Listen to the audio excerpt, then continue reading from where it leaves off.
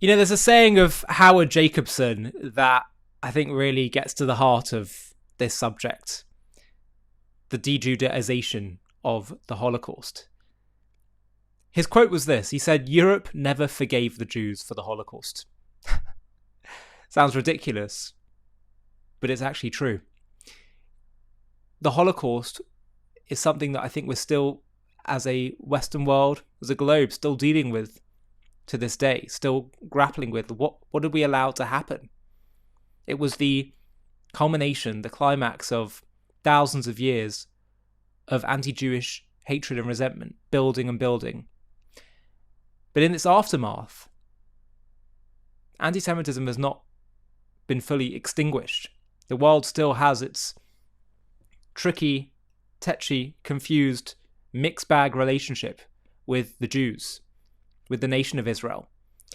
And therefore, the fact that this horrendous thing happened, this great actual genocide, in fact, that's how the term was described and coined after the Holocaust occurred, a governmental, European governmental, industrialized mass slaughter of a whole nation, entire group of people, intended to be carried out throughout the continent, throughout the world, ultimately, for no obvious economic benefit, for no rational, sane benefit. It's exterminationist simply because of who they were. And you have to, if you have any sense of conscience, feel some sense of moral impression by that, some sense of deep pain by that. And for those who still want to be hostile to the Jews, they hate that because they don't want to feel that the Jews are in any ways victimized. They don't want to feel that the Jews in any ways force them to confront their own morality, their own stereotypes. So they can't forgive us for the Holocaust in the sense that they can't forgive us for making them feel bad about their prejudices against the Jews and forcing them to have to confront what is it? What is this that has allowed us to do this terrible thing to happen in civilized Europe? Germany was seen as like the height of Western civilization, civilized countries. And this explains why some people love to call Israel the Nazis, the new Nazis. They're doing to the Palestinians what the Nazis did to the Jews. Such a sick comparison. The victims of the Nazis, to say when they are engaging in self-defense against modern Nazis, Hamas, Palestinian terrorists, to say that they are the new Nazis when they're just engaging in legitimate, righteous self-defense. It's sick. But the reason that they do this is because they want to clear their conscience. They want to clear any sense that they're in the wrong, that it allows them to justify. That's why they salivate at the idea of saying that Israel are the new Nazis, and they engage in this Holocaust revisionism. That's the reason why they say that Israel's doing a genocide in Gaza. Most absurd, ridiculous, evil, perverse claim, when Israel's shown more surgical precision in Gaza than has been seen in the history of modern urban warfare. At the expense of Israeli soldiers' lives, by the way, a morality of which I question. The idea that we should be even more surgically precise at the cost of our people's lives against a society, the vast majority of whom supported the genocide that happened on October 7th, and now we have to sacrifice our own lives in a war that you started. There could have been other ways to go about this war, but that's a matter for another time. The point is that this need to say that Israel are the new Nazis, and more than that, to de-Judaize the Holocaust, it comes from the need to be able to, ironically, ramp up their anti-Semitism once again. Now, I say this because we've just passed Holocaust Memorial Day, and I'm not saying J.D. Vance here is the strongest example of this at all, but there are a myriad of examples of people that seem to completely forget to mention the Jews at all. And if you do that, if you de-Judaize the Holocaust, then you're actually not really commemorating the Holocaust at all, because the point is that anti-Semitism, I would posit to you, is actually a unique form of hatred. Unique precisely because it's exterminationist, and not just exterminationist, but exterminationist without any clear, obvious political, economic benefit on the part of the ones committing it. It's unique because of its irrationality, its intensity, its longevity, its universality. And failure to mention that, in my mind, is it disgraces the memory of the Holocaust. And more than that, it fails to learn the lessons. Some examples. Pope Leo. He writes, on Holocaust Remembrance Day, I would like to recall the Church remains faithful to the unwavering position of the Declaration Nostra Aetate against every form of anti-Semitism. The Church rejects any discrimination or harassment based on ethnicity, language, nationality, or religion. Okay, so he does mention anti-Semitism there, but he goes into the whole all sides thing. The Holocaust was about systematically murdering Jews. Remembering it is not about rejecting any discrimination. The Judaism was central and indivisible from the Holocaust. Rejecting anti-Semitism is all today should be about.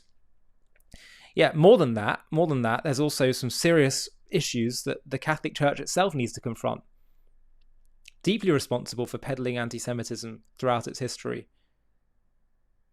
for creating a foundation for that, pushing replacement theology, which became a basis for hating on the Jews, saying, well, you've been rejected by God and you should be an example of what happens when God rejects you. That's why they struggle with the return of Israel to the Promised Land, because it's like it can ruin your whole theological narrative, right? You say the Jews are rejected. Well, how do you explain the fact that God fulfilled his promise in the end of Deuteronomy that he'll return the Jews to the land of Israel at the end of history? Keeping his word, keeping his covenant, never rejecting them. And yeah, it's always about saying, this is about, it's about all kinds of people. It's all forms of discrimination. No one's saying that all forms of discrimination are good or anything like that. We're not talking about that, but we're simply saying that there's a uniqueness to anti-Semitism that if you try to gloss over, you're not actually learning the lesson of it. Likewise, United Nations in Geneva put out a statement that genocide started with apathy and silence in the face of injustice and with the corrosive dehumanization of the other. Today and always we need to remember this. They're saying the genocide did not begin with concentration camps and gas chambers, it started with apathy and silence. Today and always we need to remember this. And Hillel Neuer points out the UN post on the murder of 6 million Jews forgets to mention Jews. In fact, more than that, let's be quite honest. The reason why they're posting this, and I say to you, emphasising the dehumanization of the other, that's a subtle veiled reference trying to suggest that it's Israel that's doing that, that's dehumanizing the Palestinians. I'm sure that's what's going through their mind. Not to mention the Jews at all. 6 million of them, 1/3 of the world's Jewish population, 2/3 of Europe's population, Jewish population. There's less Jews today now than there were before the Holocaust. That's how much the numbers have been cut by. The BBC, just listen to this, listen to what they said. Buildings across the UK will be illuminated this evening to mark Holocaust Memorial Day, which commemorates the 6 million people murdered by the Nazi regime more than 80 years ago.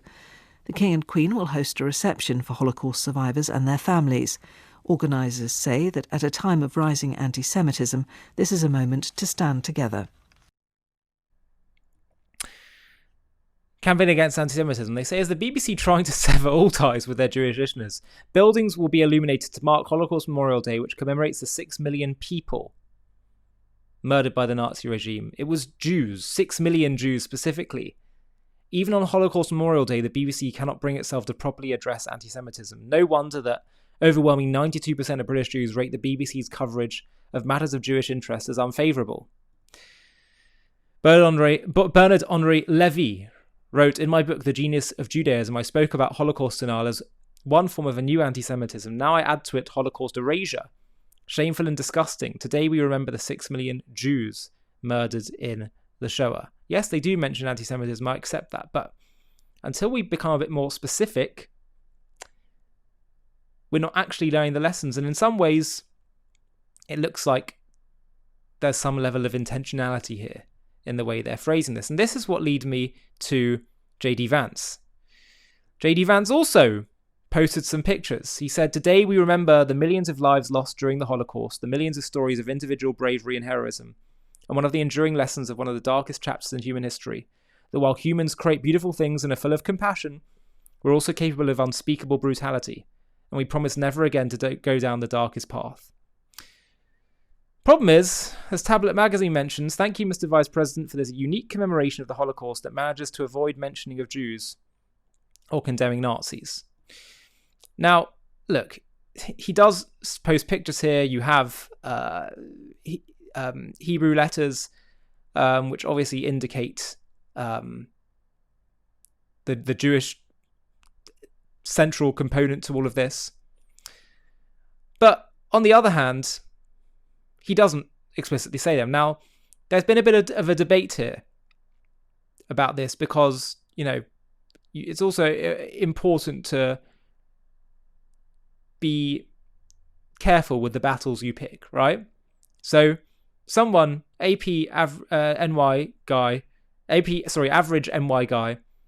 an account I've been following, says, unpopular opinion, if someone points pictures of himself and his wife placing flowers in an actual concentration camp in front of a memorial with words in many languages, including Yiddish, saying never again, and writes about remembering the Holocaust, even if he does not explicitly say the Jews were killed and only says that millions were, that's okay. It's highly obvious that he's remembering Jews. Let's not turn this into BLM 2.0. But there's been some responses. Joel Petlin said, I would love to be wrong, but the VP's post appears to be consistent with someone who's uncomfortable with showing solidarity with the Jewish community for fear of alienating a base of support. Knowing that Vance is on Team Tucker makes it hard to give the benefit of the doubt. I have to say, I'm very sympathetic to that.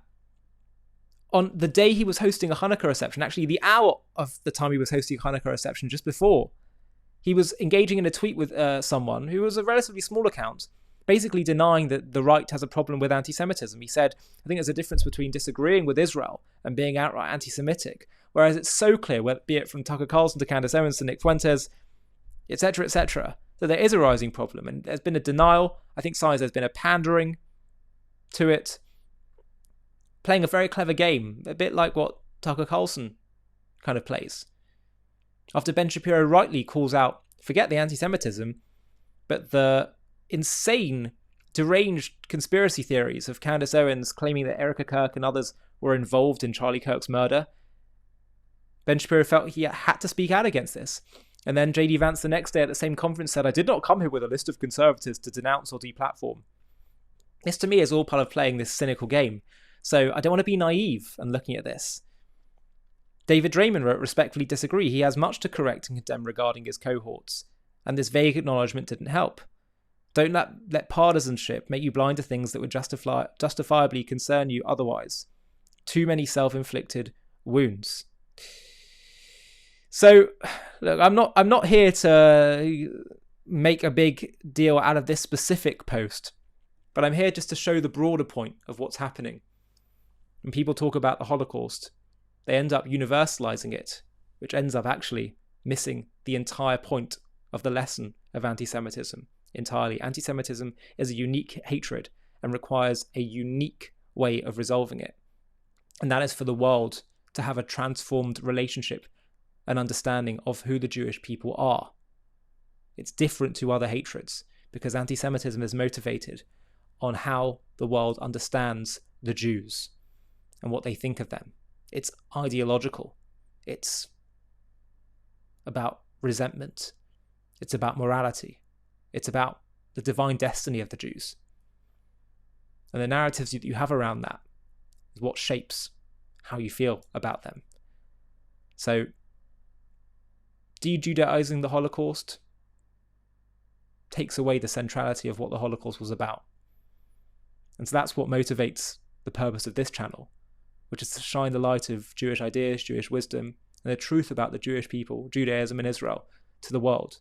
Because that, in my mind, is how we honour the legacy of the martyrs of the Holocaust, the 6 million Jews martyred for being Jews, and it's ultimately how we transform our world for the better. Just quickly, we've all heard of heaven, hell, and the afterlife, and at some point I'm sure you've given it some thought, but the Jewish view is radically different from almost everything you've been taught, and once you hear it, it will change how you understand life itself. Have a watch of the trailer for our new JTV Plus documentary called Heaven, Hell, and the Afterlife, and you can watch the full film right now by clicking the link below in the video description. Across the world, the afterlife is described in simple terms. Heaven above, hell below, the devil waiting to tempt you, and a humanity born in original sin. But Judaism tells a story that is older, deeper, and far more hopeful. Less obsessed with fear and more rooted in purpose. A story where the soul is not born guilty, but born noble. Where the body is not the enemy, but the partner. Where the devil isn't God's rival, but his assistant, because Judaism has no second power. Where hell exists, but not forever. Where heaven exists, but not as the final destination. And where the real end of the human story is resurrection, not escape. Judaism views history as a mission, not a mistake. Other civilizations teach that we are here to earn our way into heaven. Judaism teaches that we are here to bring heaven down to earth. And to understand what happens after we die, we first have to understand why we're here in the first place. In this JTV Plus documentary, we're going to reveal the Jewish vision of life after death. One of the most misunderstood ideas, but if understood correctly, can transform your very understanding of life itself. To watch this JTV Plus documentary and access much more premium content, click on the link in the video description.